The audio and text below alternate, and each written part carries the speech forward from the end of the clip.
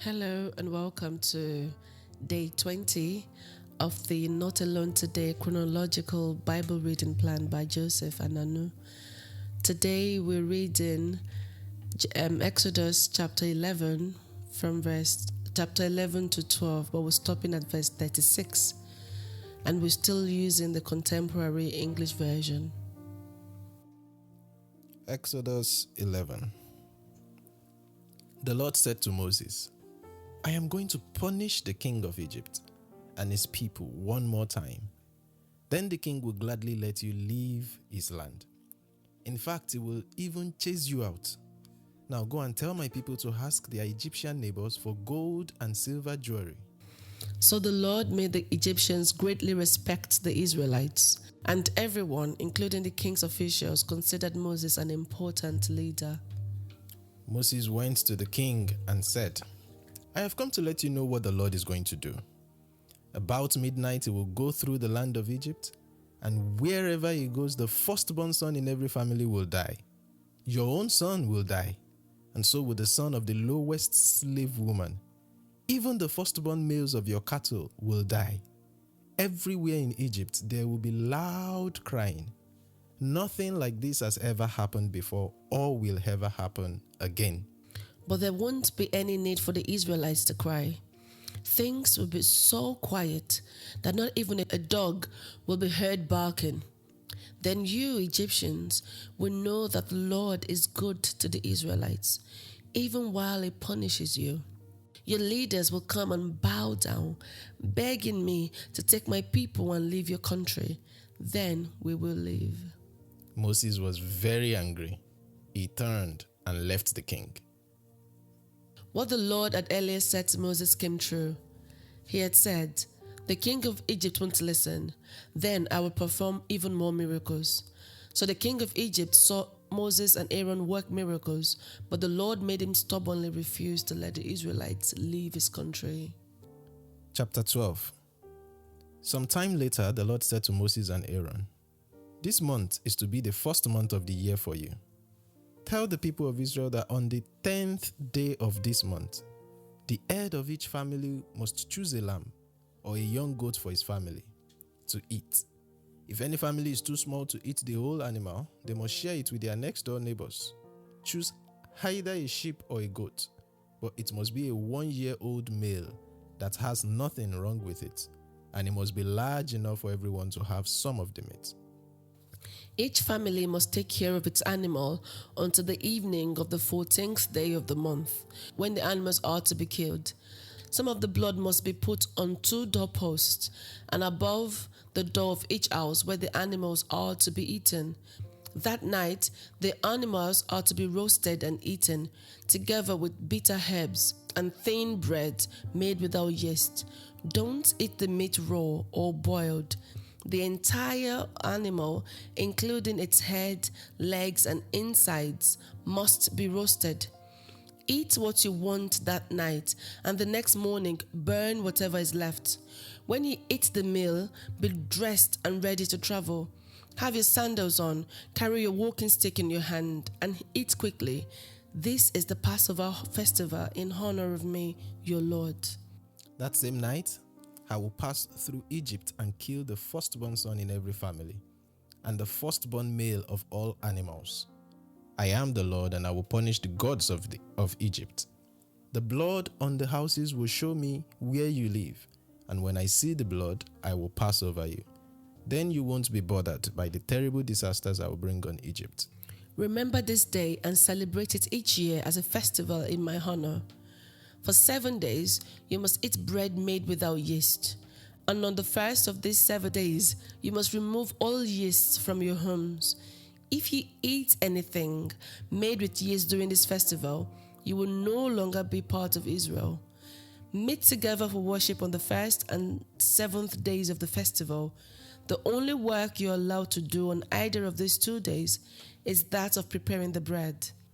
Celebrate this festival of thin bread as a way of remembering the day that I brought your families and tribes out of Egypt, and do this each year. Begin on the evening of the 14th day of the first month by eating bread made without yeast. Then continue this celebration until the evening of the 21st day. During these 7 days, no yeast is allowed in anyone's home, whether they are native Israelites or not.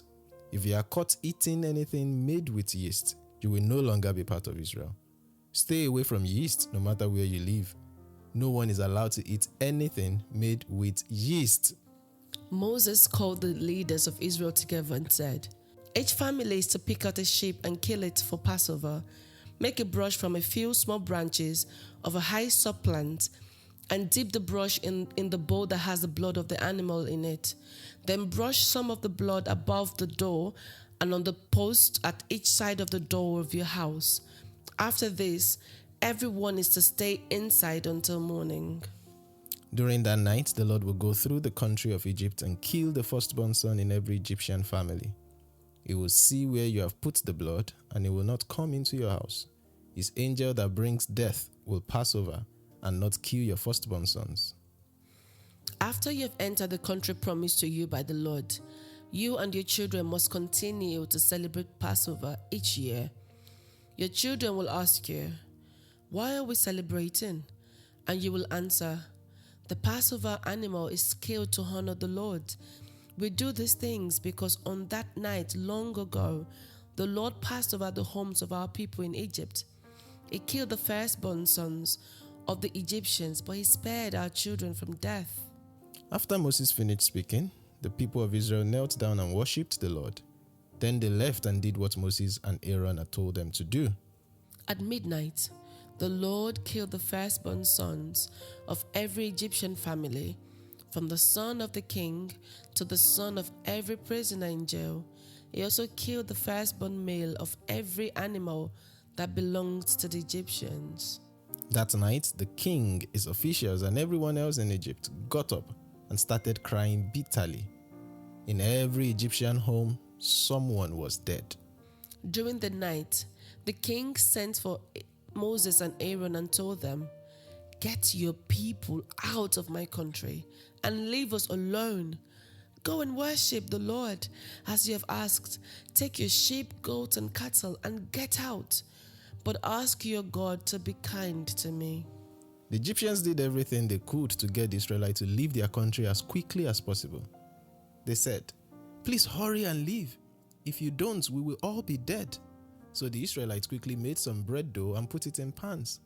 But they did not mix any yeast in the dough to make it rise.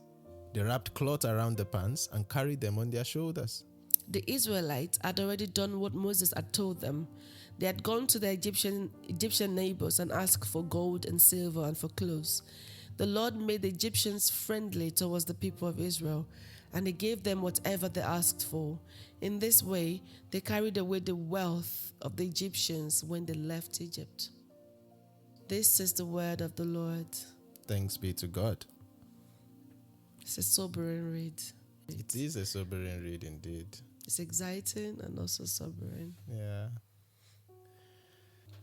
In summary, if you remember in chapter 10, when Moses was leaving the king, he said the king would never see him again when the king told him to get out. Yeah. But in chapter 11, we found Moses going back to the king and telling him what God is about to do, how that every firstborn son in Egypt would die. For some reason, Moses was very angry. Then he left the king after delivering the message. And then in chapter 12, we're told about the Passover, how that God wanted it to be a day dedicated in honor of him and for it to be a festival. And we read through the first part of chapter 12 about how that during the period of the Passover, they should not eat yeast. And then we read about how God will preserve their own sons, about putting blood on their doorposts. And then, after the death of the firstborn sons in Egypt, the king called Moses and told them to go, told the people of Israelites to go with all of their things. The same God that made Pharaoh's heart hardened now made the Egyptians friendly towards the people of Israel, so much that they took the wealth of Egypt with them as they left. Which is, to me, seems like a recompense for the back-breaking work of mixing mortar, finding straws on their own, and working hard and being beaten for not being able to produce what's hard to do. Indeed. What are your thoughts on chapter 11? I just like how Moses went one more time, and this time in the fullness of if there was an embodiment of the wrath of God, this is what it looked like, in my opinion. Because he didn't go for a conversation, he didn't go for a negotiation, he didn't go, it went only for one thing, to pronounce judgment. Like, okay, just so you know, you are doomed. And this is not the kind of thing you tell me, okay, go and tell your God, I'm very sorry. And he just came, delivered the message, and turned around and left. He didn't even wait for a response. And what do we see? The man still carried on as usual. Because he didn't take any thoughts. There was no response, as it were, from Pharaoh, other than to say that what the Lord had earlier said came true, that, he won't listen. And so the Lord that then makes the transition. So the application point for me there is to say, there comes a point where judgment is meted out. In spiritual warfare as well, when we're thinking of this in terms of, facing opposing forces of wickedness in a spiritual sense, there's a way to pray and you're being almost nice in your prayers. But there's also the place of pronouncing judgment on wickedness and on evil. And yes, it might sound, you hear those kind of, by the time we start reading the Psalms, you see some particular Psalms, I think they're called imprecatory Psalms, where it's almost like you're wondering, am I still reading the Bible? Is this person actually still talking to God? But they are venting out the depth of their anger and pain and affliction into the words that they are speaking. And even in the embodiment of the emotions as they speak those words. So there is a place for that. Basically is what I wanted to say. How about you? I think the part that got that was interesting to me was why Moses was very angry. I don't know why he was angry, because the Moses that we knew from when he was called at the start was a Moses who was unsure of himself, who wants someone else to, I don't know. And it seems as though on this occasion, he alone went to the king. Yeah. I don't know, I just found it like, why was he very angry? Some versions said he was enraged. Sorry. Yeah. Indeed, this is a Moses that had come a long way from the Moses we saw in Exodus 3. I kept saying, no, God, send another person. I don't think I can do it. Once you get into the throes of working for God, and if the Lord has wrought such powerful miracles through your ministry, as he has in the case of Moses and Aaron, I think there's a confidence and courage that comes. But also with how the blatant disregard for God that Pharaoh repeatedly displayed is, in my opinion, something that could provoke such anger and wrath and vengefulness, if you will, coming from Moses.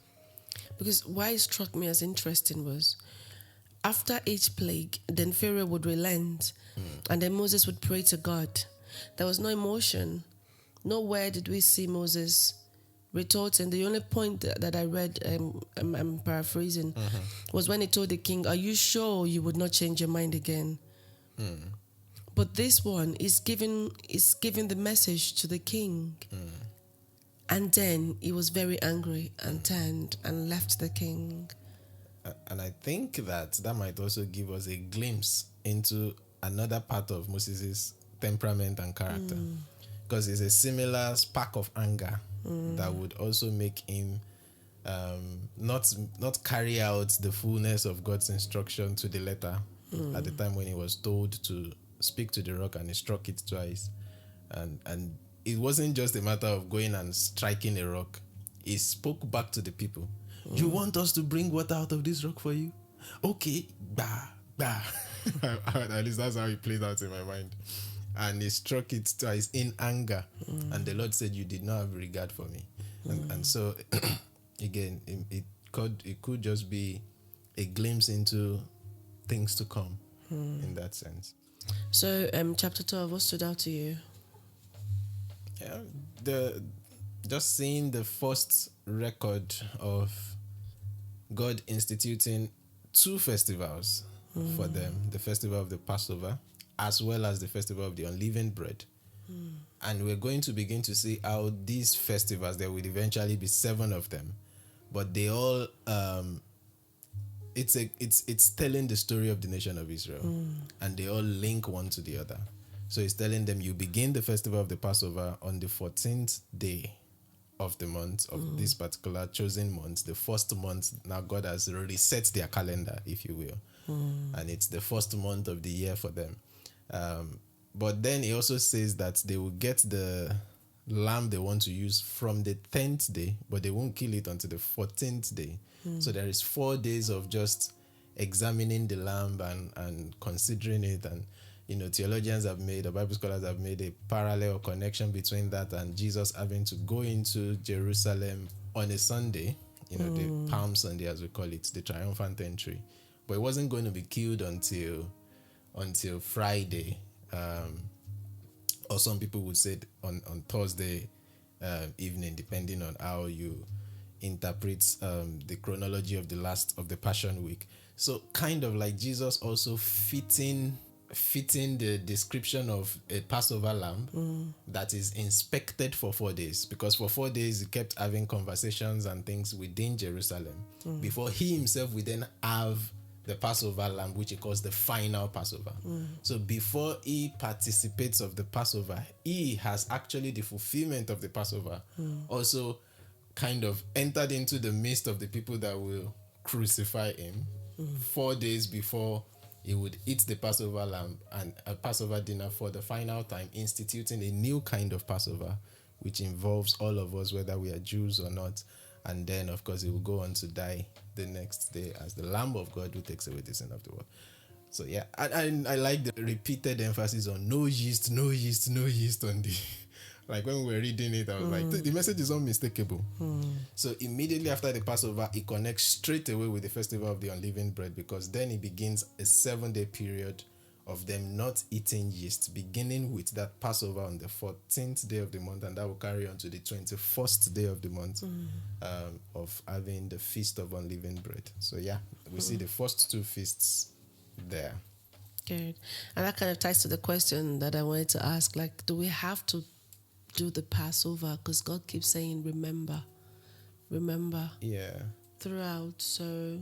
Yeah, for them, one thing we haven't necessarily done as we've been going through this plan is to be signaling when we have entered into a new period in the story. Okay. So period 1 is Genesis 1 to 11, where we are looking at the period of before the patriarchs. Yes. But then from the story of Abraham to the end of Genesis in Genesis 50, we have entered into the second period, which covered about 500 years, the period of the patriarchs. So Abraham, Isaac, Jacob, Joseph. And then we have come into period 3 from when we started reading Exodus. And period 3 is about a nation coming together. This is now the formation of the nation of Israel, if you will. And for them as a nation, this is all these instructions we are reading now applies to them, not to everybody. But as I was mentioning just a while ago, these symbols and all these festivals that God is giving them, there is a shadow to the things to come. Right. Including the Passover is a shadow to the fact that there is going to be a Passover lamb that will come, that will fulfill what all of these institutions of festivals are supposed to do. So Christ will become indeed our Passover lamb. And for Christ, he also then instituted a new kind of Passover the night before he died, which then becomes what we need to practice, because then he says categorically, do this as often as you can in remembrance of me. And so that is our own Passover. We don't have to go on to do the unleavened bread that comes after that, because he did not command us to do it. The sacraments, the two sacraments that Jesus categorically instructed and commanded is the sacrament of the Passover, which we call the Lord's Supper, and of water baptism. Go ye into the world and disciple the nations, baptizing them in the name of the Father and of the Son and of the Holy Spirit. So those two becomes more or less non-negotiables. Of course, with all sorts of debates within different ecclesial traditions, different churches, different denominations have different understandings of that. But those would be some two fundamental sacraments that Jesus himself commands or instructs his followers to practice. Yeah. So when he said, "Do this in remembrance of me" in Luke, does that mean that it's not so the Passover here in Exodus is specific to a particular month of the year? Yeah. But our there's this theological word you use, sacrament. Yeah. That's the sacrament that Jesus has given to us. Yeah. It's not, what's the word? It's not time stamped. Yeah, Jesus said, as often as you do.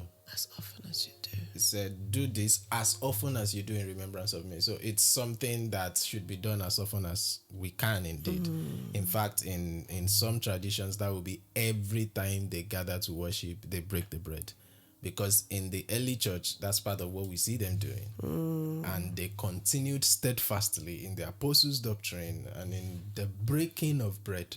So that's the pattern that we found in the early church. It wasn't something they do once a year on a particular day of it became as often as you do. You can. So that's what Paul was referring to in 1 Corinthians 11 when he was saying, I give unto you that which I received of the Lord. Of course, Paul was not part of the 12 apostles that were with Jesus, but the understanding he gave, which was specifically in response to a question that the Corinthians have asked him about how should we do this. We know that some people he has gotten reports that all sorts of things were happening when they do the practice, and he wanted to correct those errors. So he went back to the Lord in prayer, presumably, and the Lord gave him clear instructions about it to bring clarity to the practice. And so he says, I give unto you what I also received from the Lord, that on the night that Jesus died, he broke the bread and he told them, this is my body. He took the cup.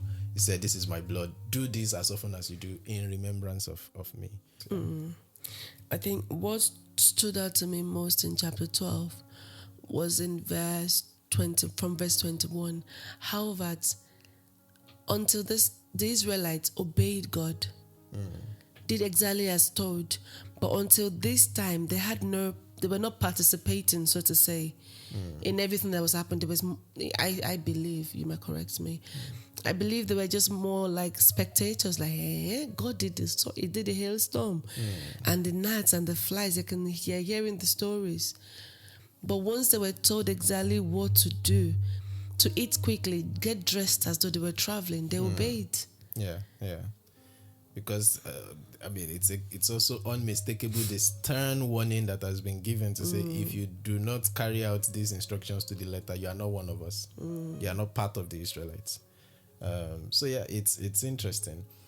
Now imagine a nation spectating all of this, spectating God fighting for them in such a way, in such a massively dramatic way as this.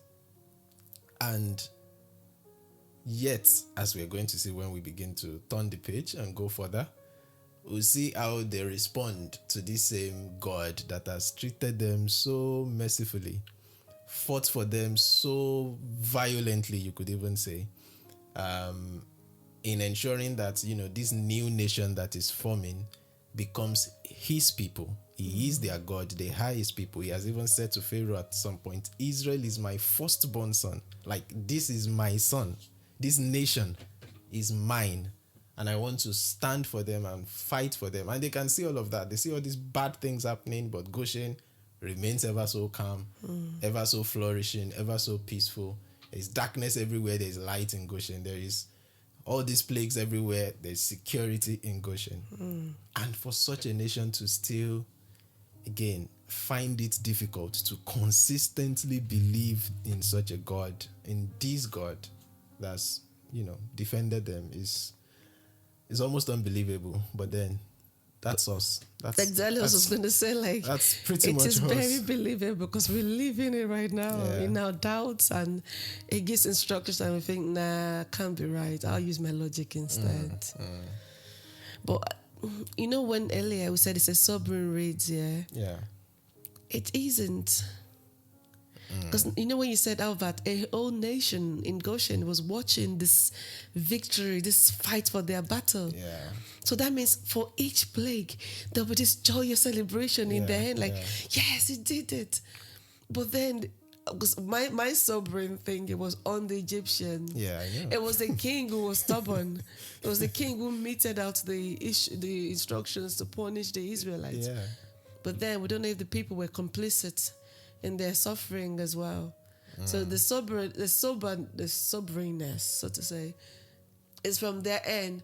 But now from the end of the Israelites, it is victorious. Each one is an affirmation that I hear you. I am your present help. And that must have filled them with so much joy. Until it doesn't. That's human nature. 1 minute we are all surrendered to God. The next minute we're telling that we're boycotting things and trying to find our way around. It's just good. It's just, I love God. Indeed. And as we wrap it up for the day, I think one thought to also keep in mind is that in all of this, God is a just judge. There's a way to read this story and be like, God, this God self is scary. And,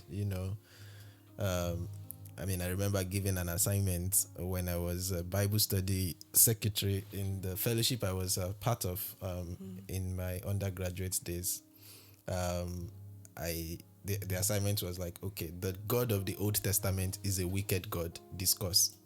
So like when we're going on holidays, we give students, fellowship members, this kind of assignments, and they have to go and wrestle with that over the break and come back with their thoughts. And lots of people came back and, in their discussion, many people cited the story of what God did with Pharaoh from that perspective of God made him hardened. He hardened his heart and yet punished him and punished the people that probably didn't even do anything in the story. But again, when we take all of Scripture in context, one of the attributes of God that is ever so clear, that shines through every page is that God is a just God. He will not there is no injustice found in him. And so when even in our finite understanding of the history of humanity, even from a biblical point of view, we must not lose focus of that attribute of God. It's the God that said to Abraham, I'm not going to do this now because the cup of the Amorites is not yet full. I'm not the kind of God that just looks at the people and say, let me just discard you and then do this or do that. He acts consistently from the place of his justice. And the reason why it is the way it is to us, standing from our own limited perspectives to view, is because we are not sovereign and we are not omniscient as he is. Omniscience meaning that he knows everything, past, present, future. He has all of those knowledge right now in the present. And so every choice he makes, every decision he makes, every judgment he pronounces, he's doing them from the full scope of knowledge that we could possibly only claim a tiny dot of. And so we can always come back to affirm repeatedly and emphatically that the God, be it of the Old Testament or the New, is a just God. There is no wickedness found in him. And on that note, we'll wrap it up for day 20 as we look forward to day 21 when we flip the page and begin the journey with the Israelites into the wilderness. And we begin to see what to make of this emerging nation that had slavery encoded into their genes for all these years, all these decades. And how that continues to play out even in our own day-to-day life. Until then, just remember, you are not alone. Today. God bless you. Bye.